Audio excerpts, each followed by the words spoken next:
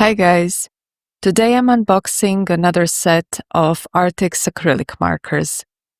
You might remember I've already done a whole series using their markers and I really like them, but this set is a bit different and I wanted to try them because they have a little twist.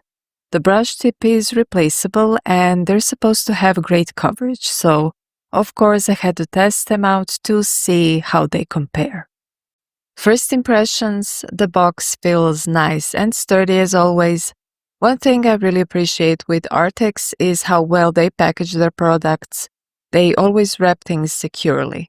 This time though, I think my poor box had a bit of a rough journey. Looks like something heavy landed on it during shipping, so the outside isn't looking its best. But when I opened it, all the markers were fine, so no stress there. They really do protect the contents well. Now, I'm probably the most easygoing person when it comes to stuff like this. A slightly squished box doesn't bother me, but if you're someone who likes your art supplies to arrive looking perfect, just a heads up that this might happen once in a blue moon during transport. Luckily, the markers themselves arrive safe and sound. Inside the box, we get 72 acrylic markers, a little color chart, which honestly feels very small to me, so for today I'll be using my own. It's just a bit bigger and easier to work with.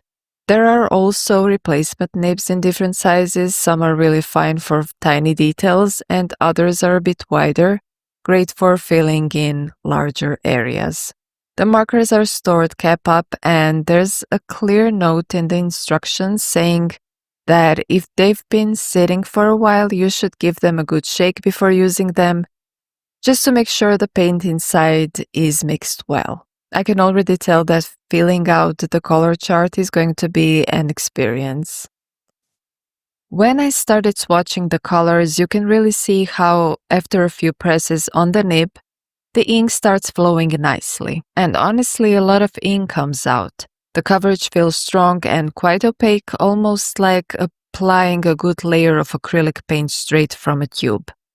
Because of that, it does stay wet a little longer than some other markers, but like with all acrylics, it still dries fairly fast. The fun part is that you can totally play around with a brush if you want to. Now I won't lie, shaking every single marker before use was a bit of a workout, but I also really enjoy this part, discovering what shades are hidden in the set. And since this is a pretty big set, I was curious to see whether it leans more towards pastels or there are enough deep, darker tones too, because having a nice value range is super important when you're making art. The colors look vibrant and fun right away, but to really test the range, I converted the swatches to black and white and it looks great. Having good value contrast is key to strong artwork, and with some smaller pastel sets, you usually have to mix in other mediums just to get those deeper tones. But here I feel like this set holds up really well on its own. There are also 3 metallic markers in the set, silver, gold, and a beautiful metallic magenta. I also did a quick little swatch on the original sheet that came in the box, just to see how the colors behave when you switch between markers and color more quickly without doing the whole shake and pump routine every single time. And you really don't have to shake them like crazy again. Just a quick shake is enough to get the ink flowing nicely, which is handy if you're in the middle of a drawing and want to keep the momentum going. Of course, I had to try changing the nibs right away. I went for the pointy ones first, so you need to hold the marker upright with the tip facing up so the ink doesn't spill out. I grabbed the tissue expecting the nib to be kind of stubborn, but it actually came out super easily. I gave it a quick rinse in water, popped the new tip in, and it fit perfectly.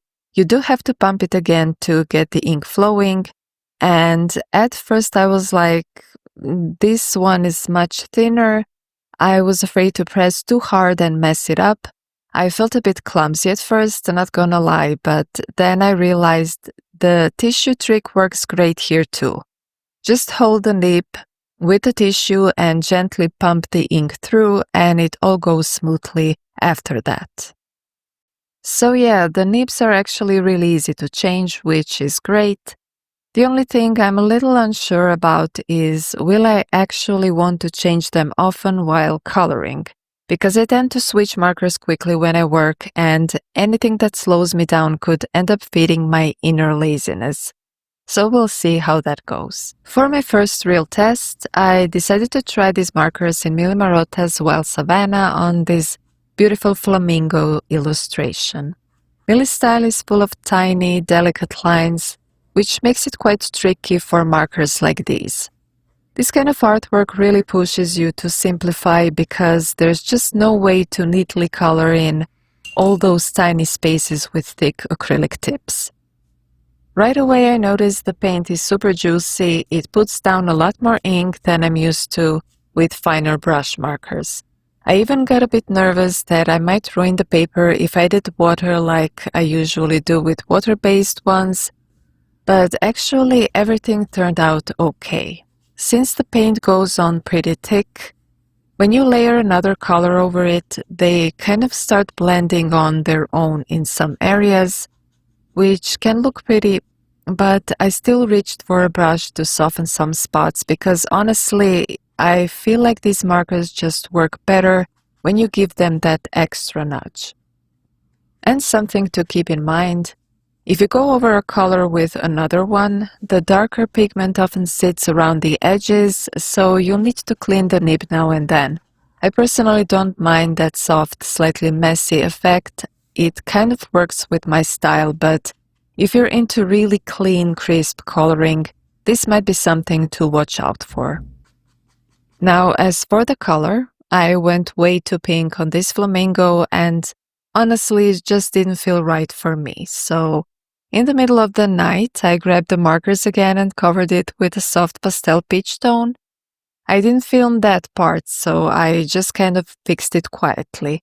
But as I kept filming later, I realized I actually had no idea what I was doing with the feathers. I mean, I've colored flamingos before, but that was ages ago and usually with pencils and paint.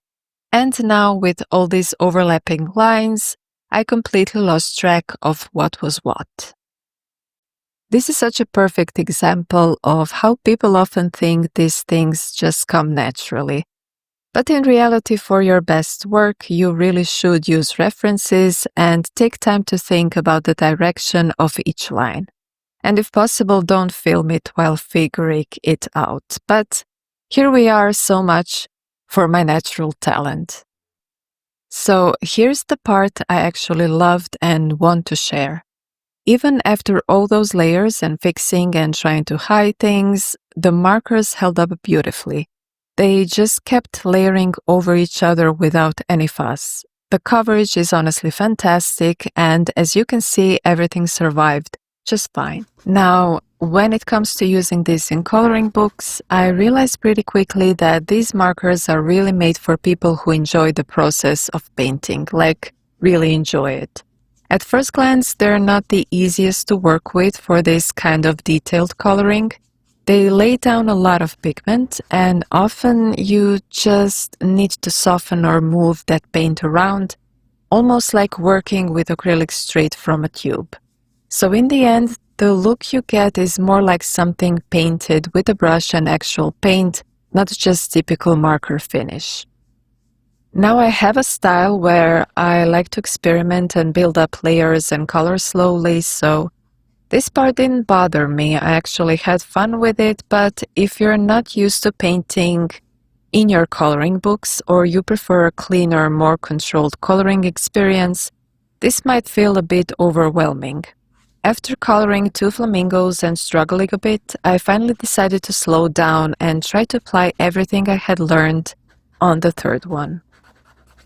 This time I took a breath and started by choosing a base color for each part of the flamingo's body, something to ground the whole thing, and from there I could build up the shadows in a way that actually made sense to me. I also realized that I needed to simplify the lines. We don't need to see every single feather stroke. We just need enough detail for the brain to go, yes, those are feathers. And once I did that, it all felt so much easier. Honestly, sometimes you just need to color 2 or 3 objects first and just suddenly see it's not about talent at all. It's just learning and practice. As for the colors, there's this gorgeous dark gray-blue tone that works beautifully for shadows. And I have to mention the black. It completely blew me away. It's one of the best blacks I've seen in acrylic markers. Usually they lean a bit gray, but this one is truly deep and rich. And the nibs, they don't need to be changed constantly like I first feared. That makes things so much easier. For those tiny, tricky details, I just grab a brush and go in with the paint directly. Super simple, and it works great for me.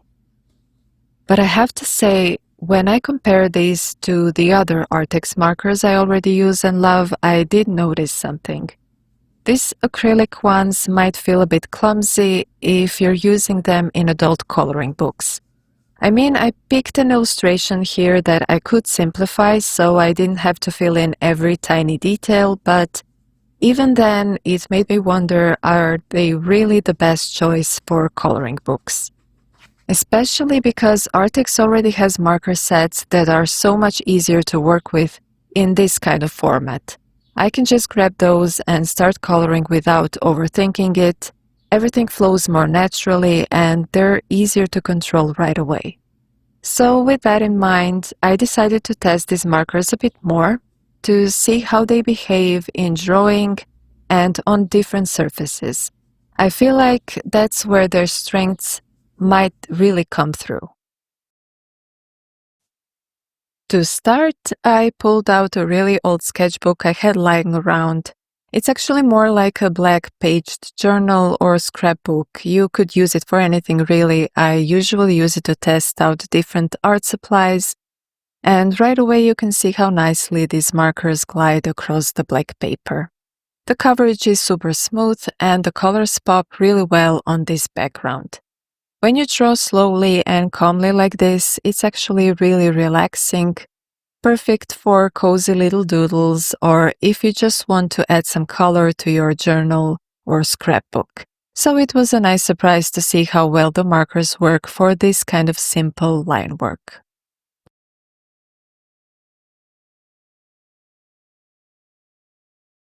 I found a few imperfect little stones for this. Nothing fancy but perfect for testing.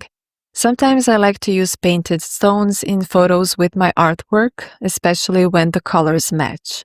And I think these markers will be super useful for adding little symbols or simple words on them. Coloring the whole stone was surprisingly easy, especially with that widest nib. You can even blend them a little if you put a thicker layer, since they don't dry instantly.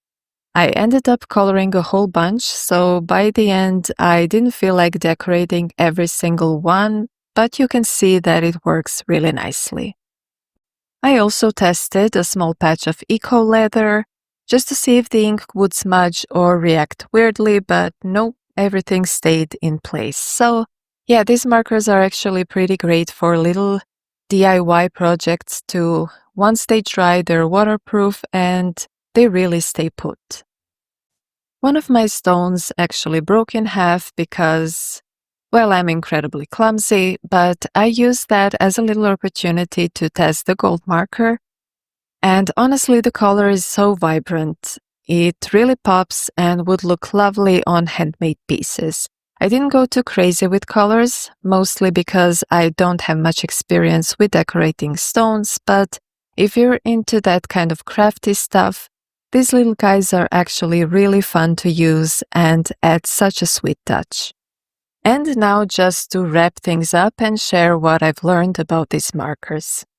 What really stood out to me is the idea of having 3 different nibs you can switch between. That's honestly such a cool and practical feature. The color selection is also lovely with a good balance between light and dark shades. I was especially impressed by the richness of the black and the shine in the 3 metallic tones. that was really beautiful. When it comes to coloring books, though, I did notice a few challenges. These markers leave a strong, thick coat of color, great coverage, no doubt about that, and they build up nicely as long as you let each layer dry. You can fix mistakes, cover black lines, and add details over and over again, which is super useful.